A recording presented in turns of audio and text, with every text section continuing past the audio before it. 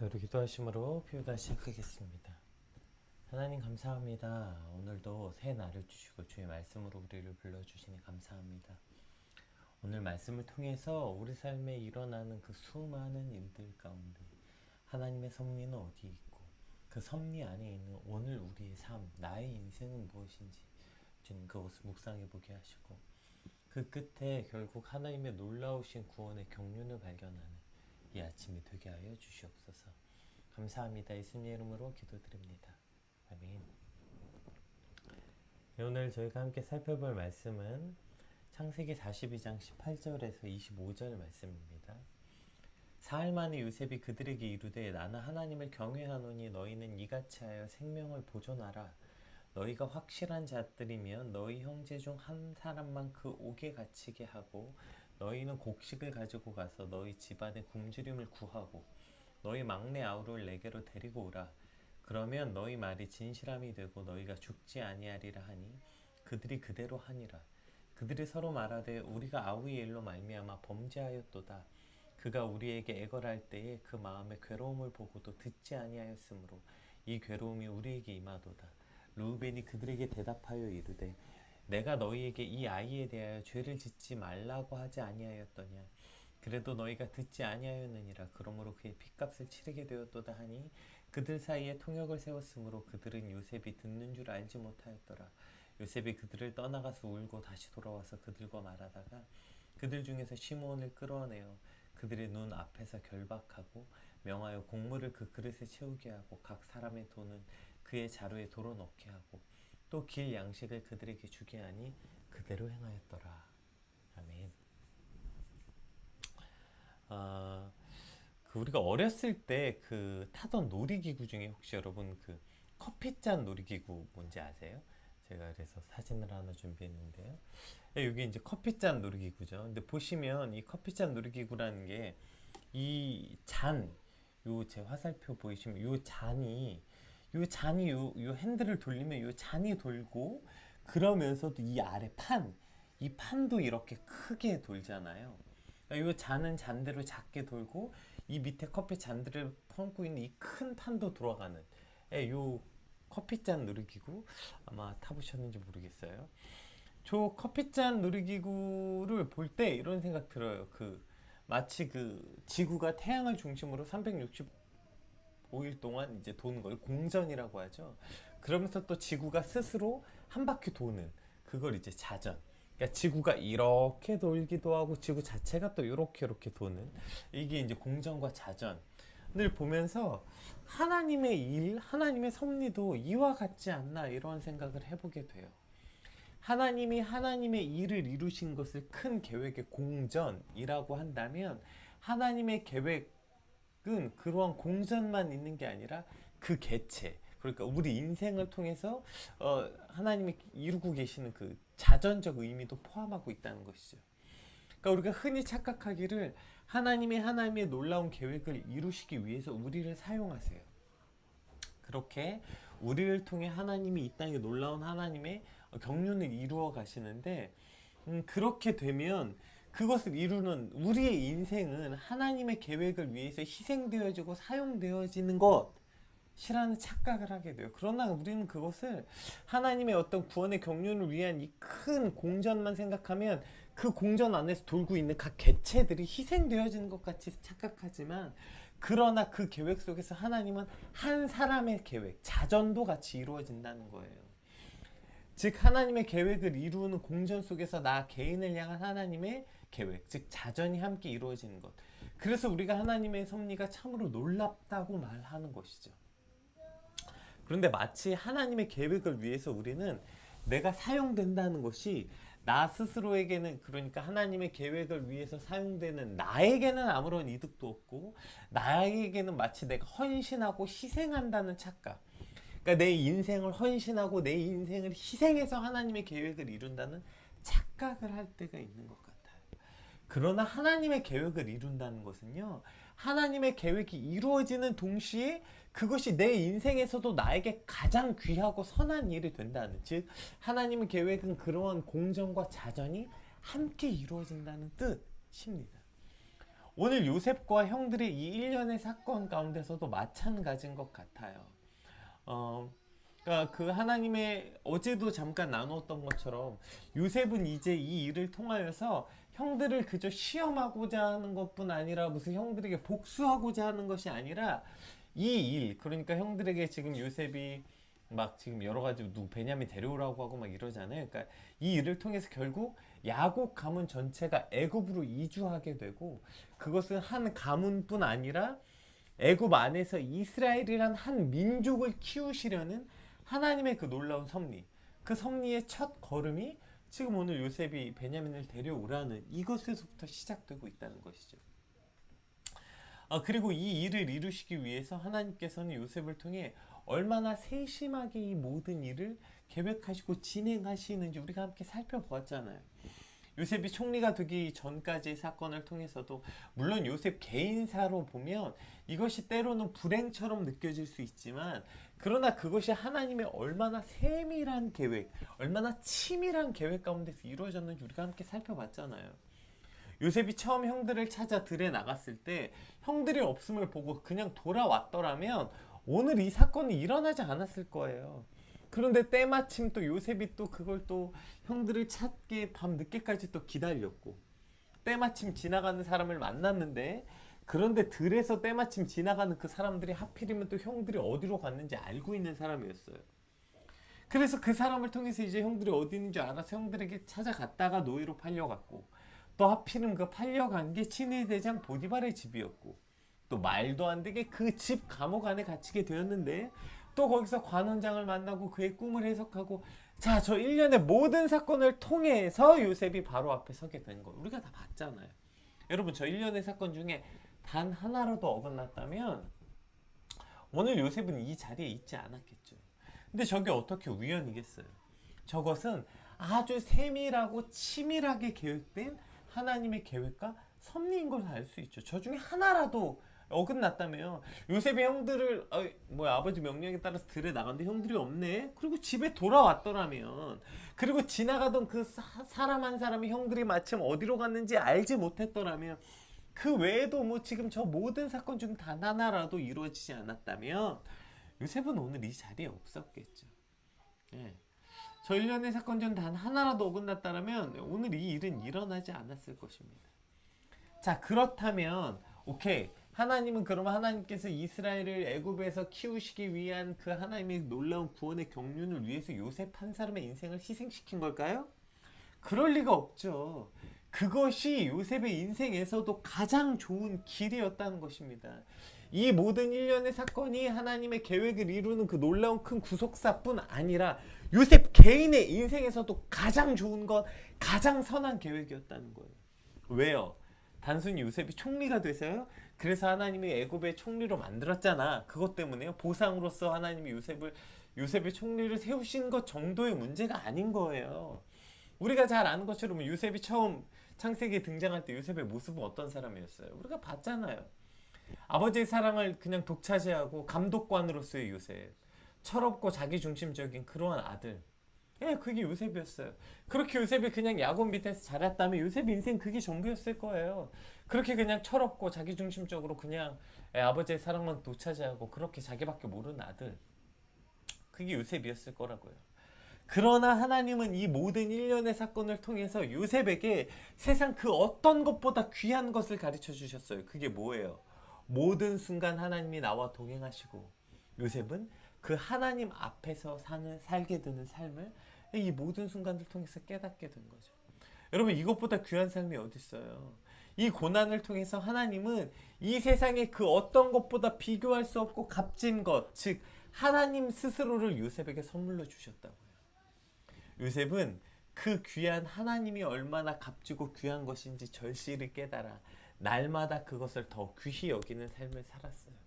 그래서 그가 보디발의 집에서도 하나님 앞에서 내가 어떻게 범죄하는가 생각했고, 그는 감옥에 갇혔을 때도 하나님 앞에서 사는 삶. 그래서 성경은 계속해서 뭘 말해요? 예, 이 요셉의 삶을 통해서 계속 이렇게 말해요. 하나님이 요셉과 동행하시니 그가 형통하였다. 아니, 뭐가 형통이에요? 요셉이 무슨 형통을 했어요? 예, 고통이죠. 그런데 왜 형통이라고 해요? 요셉은 하나님을 소유하게 됐다고요. 아까 그래서 제가 이것을 하나님은 그 어떤 것보다 가장 귀한 스스로를 요셉에게 선물로 주셨다고요. 그리고 요셉은 자기가 받게 된 그 하나님이라는 선물이 얼마나 값지고 귀한 것인지 날마다 깨닫는 삶. 그래서 요셉과 하나님은 날마다 동행하는 삶이었고 이것이 요셉의 삶의 형통이었다고요.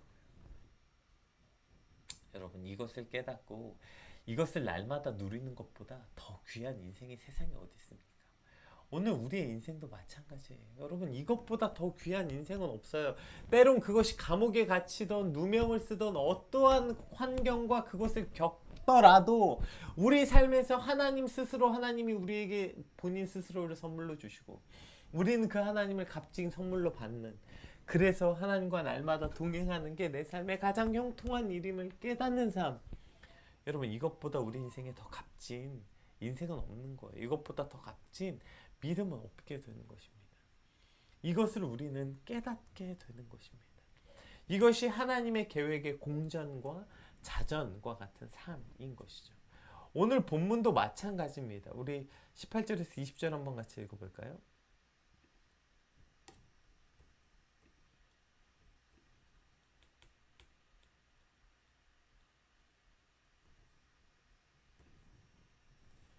사흘 만에 요셉이 그들에게 이르되 나는 하나님을 경외하노니 너희는 이같이 하여 생면을 보전하라. 너희가 확실한 자들이면 너희 형제 중 한 사람만 그 옥에 갇히게 하고 너희는 곡식을 가지고 가서 너희 집안에 굶주림을 구하고 너희 막내 아우를 내게로 데리고 오라. 그러면 너희 말이 진실함이 되고 너희가 죽지 아니하리라 하니 그들이 그대로 하니라.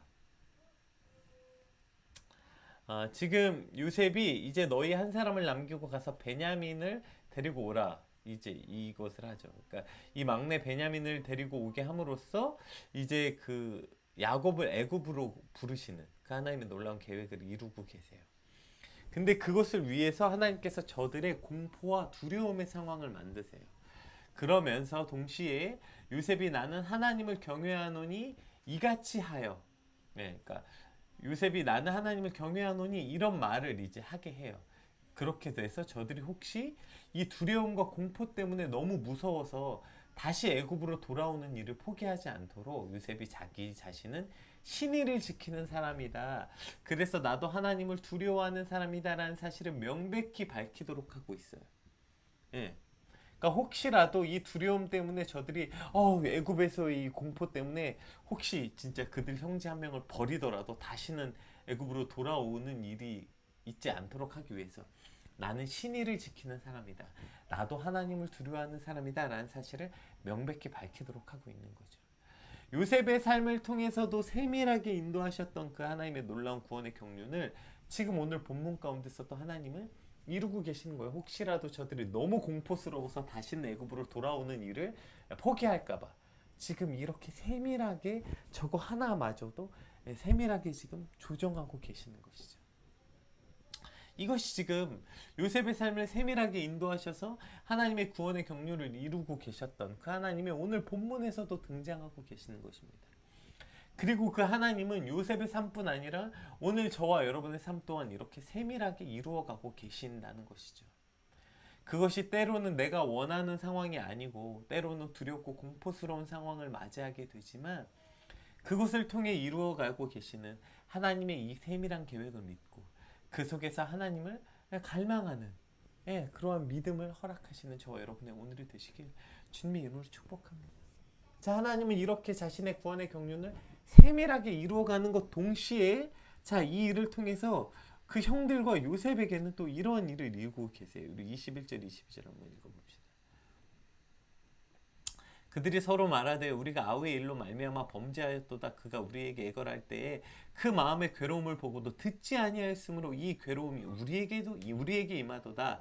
르우벤이 그들에게 대답하여 이르되 내가 너희에게 그 아이에 대하여 죄를 짓지 말라고 하지 아니하였더냐. 그래도 너희가 듣지 아니하였느니라. 그러므로 그의 핏값을 치르게 되었도다 하니. 자, 지금 이제 요셉이 너희 한 사람을 남기고 가서 베냐민을 데려오라는 이 말을 통해 이 형제들은 큰 괴로움에 빠졌다고 고백합니다.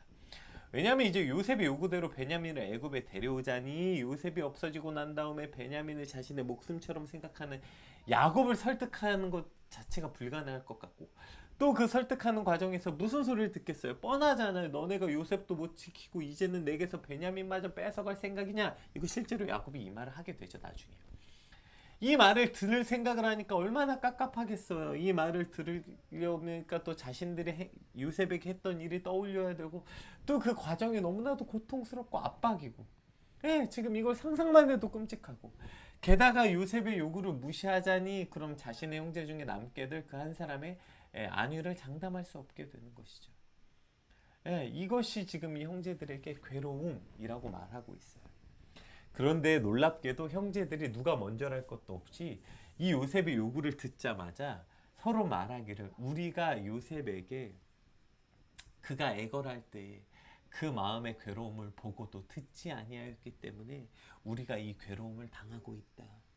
우리가 요셉을 죽이고 버리려고 한 것뿐 아니라 요셉이 우리에게 애걸할 때 그 마음의 괴로움을 보고도 듣지 아니하였으므로 지금 우리에게도 이 괴로움이 있다고 지금 말하고 있는 것이죠. 즉 이 괴로움을 통하여서 그들은 무감각해 있었던, 혹은 애써 잊으려고 했었던 그들의 죄를 떠올리고 그것을 고백하게 한다는 것입니다. 칼빈은 그래서 이것을 이렇게 표현했어요. 하나님이 부드럽게 대하실 때에 꾸벅꾸벅 조는 자들은 역경과 처벌을 통해 그 잠을 깨우는 수밖에 다른 도리가 없다. 이렇게 말하고 있습니다. 결국 하나님은 이 괴로움을 통해 그들의 죄를 발견하게 하시고 그것을 회개할 기회를 주신다는 것입니다. 그리고 이 칼빈은 하나님이 부드럽게 대하실 때 꾸벅꾸벅 조는 자들이라고 말했지만, 사실 여러분 안 그런 인간이 있습니까? 하나님이 부드럽게 대하실 때에 이미 우리의 죄를 스스로 깨닫고 회개하는 인간이 과연 존재할까요? 아니요, 우리는 모두 다 저런 악한 본질을 가지고 있어요. 하나님이 부드럽게 대하시면 어떻게든 우리의 죄를 숨기고 그냥 안 걸릴 때까지 안 걸리는 게 좋다고 생각하는 그러한 악함이 우리 안에 있는 거죠. 그렇게 하나님이 부드럽게 대하실 때 스스로 잘해서 우리의 죄악을 하나님 앞에 토설하고 마음을 찢고 회개하는 이들이 과연 몇이나 있을까요? 자발적으로 알아서 회개하고 돌이킬 수 있는 존재가 아니기 때문에 오늘 이와 같은 시험과 역경을 겪게 되는 것입니다. 물론 우리가 겪는 모든 고난이 우리의 모든 죄 때문이라고 말할 수는 없습니다. 인간이 겪는 모든 고난과 괴로움이 다 죄 때문은 아닙니다.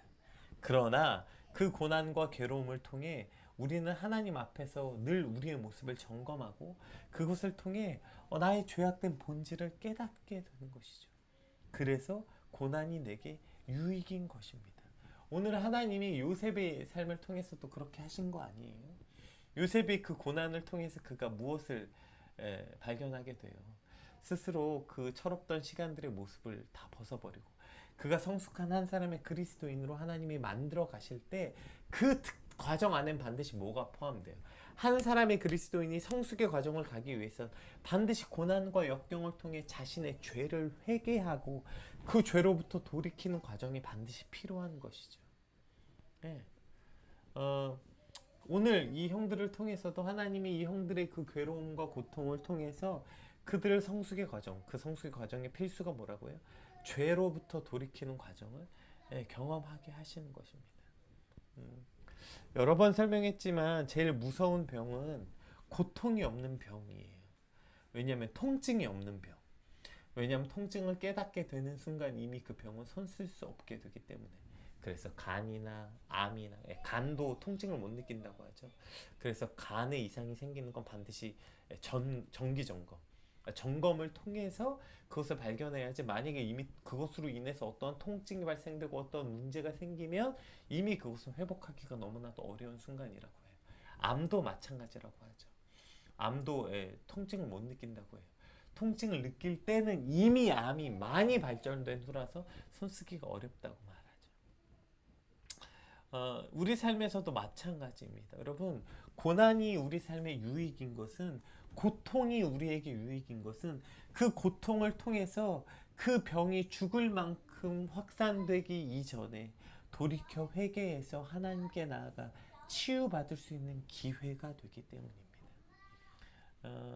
제가 늘 제 인생에서 가장 또 많은 그 조언을 해주시는 귀한 멘토 같은 형님 한 분이 늘 하시는 말씀이에요. 내가 아프지 않았더라면 하나님을 떠나지 않았을까?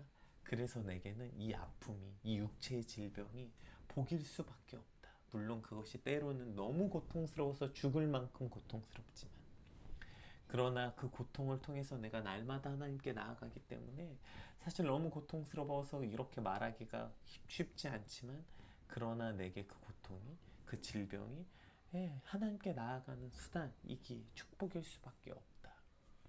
오늘 형들에게는 이 괴로움, 마음의 괴로움을 보고 듣지 않으므로 이 괴로움이 우리에게 임하였도다 라고 말해요. 그러나 그들에게 임한 그 괴로움이 결국 그들에게는 축복일 수밖에 없는 것은, 그 괴로움을 통해 이 형들은 회개할 기회를 얻게 되고 실제로 그들의 삶이 바뀌죠. 이것을 통해서 그들이 이제 아버지를 설득하는 과정도 그렇고, 네. 어쨌든 이것을 통해서 형제들은 그들의 그 회개할 기회를 얻게 됩니다. 오늘 우리 삶에도 이러한 괴로움을 겪습니다. 그리고 그 괴로움을 통해서 우리는 우리 삶을 하나님 앞에서 점검하고 그렇게 회개해서 죄에서 돌이킬 기회를 얻게 되는 것입니다. 즉 하나님께 나아가서 이 괴로움을 통해서 우리의 질병, 그러니까 죄의 대가로서가 아니라 치료로서, 그러니까 그 죄를 고백하고 회개한다는 건 우리가 죽음의 병 가운데서 치료받는다는 거 아닙니까? 그 고통이 있어야 치료받을 수 있지 않겠습니까? 오늘 우리의 유일한 치료자이신 하나님께 나아가 우리의 죄를 회개함으로 치료받게 되는, 그래서 죽음에 이르지 않게 되는 저와 여러분의 삶이 되시길 주님으로 축복합니다. 그런데도 참 안타까운 것은 루벤이에요. 이렇게 그들이 회개할 기회를 얻었지만 루벤이 이렇게 말합니다. 내가 너희에게 그 아이에 대해서 죄를 짓지 말라고 하지 아니했더냐? 언제 그랬어요? 언제? 결국 물론 이제 죽이지 말자곤 했죠. 그러면 애초부터 형제들이 그 뭐죠? 요셉을 팔자고 하고 요셉을 그렇게 하자고 할 때 말렸어야죠. 그렇게 하지 못하게 했어야죠. 이미 죄는 다 지어놓고 뭐 거기서 지금 조금 눈 가리고 아웅하겠다. 어떻게든 지금 그 죄 가운데서도 자신의 죄는 조금 경감시키려는, 어떻게든 그 죄 가운데서도 나는 좀 너희와 다르다고 타협하려는 저러한 태도는 사실 우리가 하나님 앞에서 우리의 죄를 돌이키고 회개하는데 아무런 도움이 되지 않죠. 그리고 나중에 사실 이것 때문에 시므온도 그렇고 유다도 그렇고 오히려 적극적으로 자신의 죄를 저렇게 경감시키려고 노력하지 않았던 그들은 더욱더 철저하게 회개하게 되고, 하나님 그것을 통해서 유다, 저 어리석고 악한 유다, 자기 며느리와도 죄를 짓는 저 유다를 통해서 유다 가문을 마치 굉장히 그 그 예수님이 탄생한 영광스러운 가문으로 하나님 만들어 주셨죠. 그 회개를 통하여서 그 가문에게 그 죄를 묻거나 그 죄가 대물림되지 않고 오히려 그 회개를 통해서 유다 가문은 메시아를 탄생하게 하는, 또 시므온은 예, 그 또 레위는 또 그것을 통하여서 그 가문이 제사장 가문이 또 되기도 하죠. 어쨌든 이 모든 시간들을 통해서 오히려 그 괴로움 앞에서 우리 죄를 철저하게 회개하는 것이 아니라, 안타깝게도 그 죄가 드러날 때 우리는 그것을 자꾸 경감시키고 혹은 그것을 조금이라도 모면하고 싶어하는 우리의 또 악한 본성을 보게 됩니다. 네, 저렇게 자꾸 자기 변명하고 또 그렇게 자기 기만에 빠져서 뭐 내가 그거 죄 조금 경감시켜서 뭐 할 거예요.